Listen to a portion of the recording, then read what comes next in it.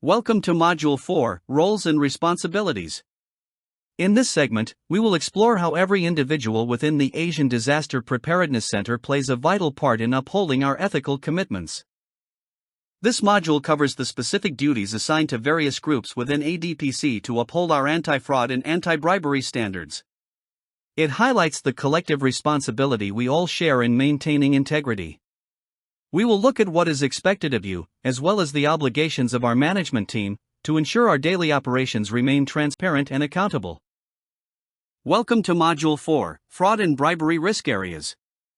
In this session, we will see why fraud and bribery risks matter for ADPC's credibility, resources, and mission.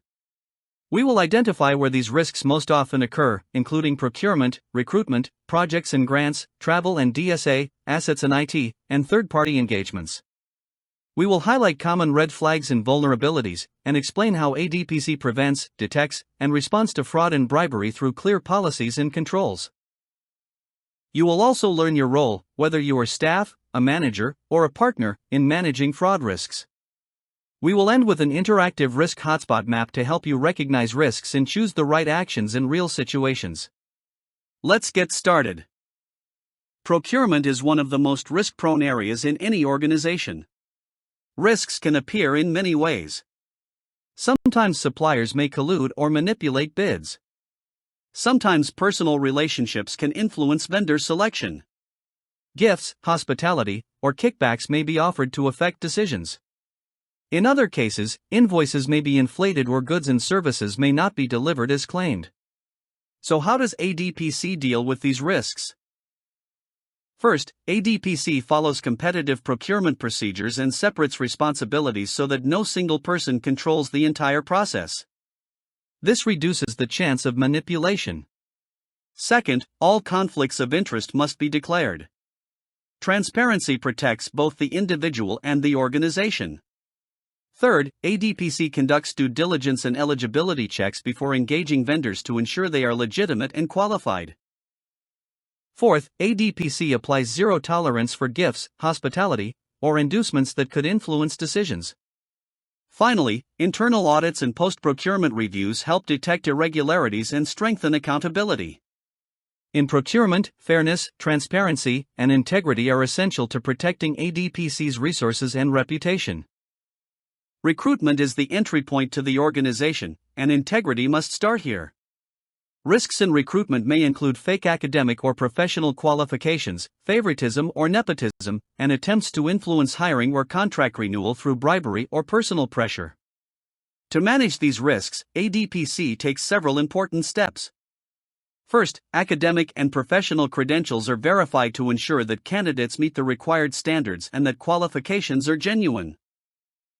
Second, recruitment is conducted through transparent panels, with decisions clearly documented. This ensures fairness and accountability in the selection process. Third, any personal relationships or potential conflicts of interest must be declared. This helps prevent undue influence and protects the integrity of the process. Finally, falsification of information or misconduct during recruitment can lead to disciplinary action, including termination or non-renewal of contracts. Projects and grants are at the heart of ADPC's work, but they also carry significant fraud risks. These risks may include misuse or diversion of project funds, false reporting or inflated results, and double funding or collusion with implementing partners.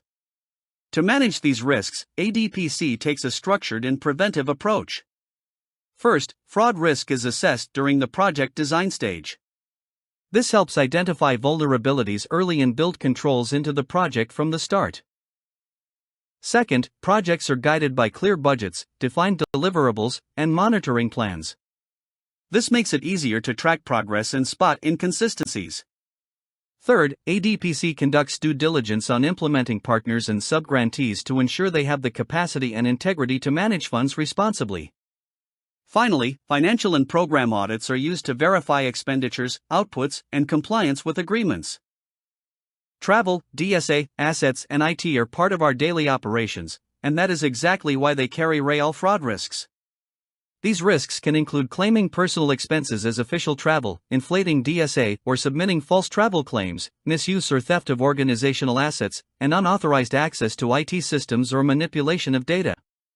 So, how does ADPC deal with these risks?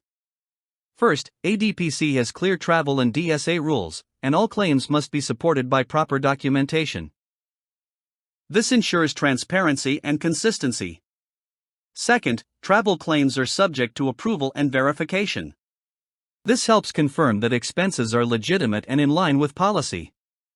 Third, ADPC maintains asset registers and access controls to track organizational property and prevent misuse or loss.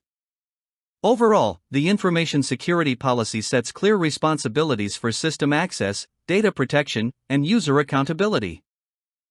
Third parties are essential to ADPC's work, but they also extend our risk exposure.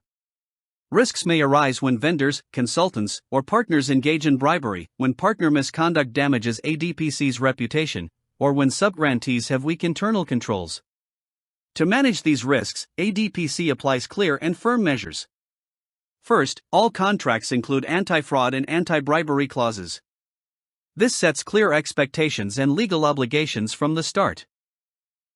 Second, ADPC conducts due diligence before engaging any third party to assess integrity, capacity, and compliance risks. Third, ADPC retains the right to audit, suspend, or debar vendors, consultants, or partners if misconduct is identified. Partners are required to report any suspected fraud or corruption related to ADPC-funded activities. This brings us to the close of this section. We have outlined the clear expectations for both staff and leadership in preventing misconduct. Thank you for completing Module 4. To verify your understanding of these critical roles, please proceed to the quiz. Once you have successfully finished the assessment, you can move forward with the training.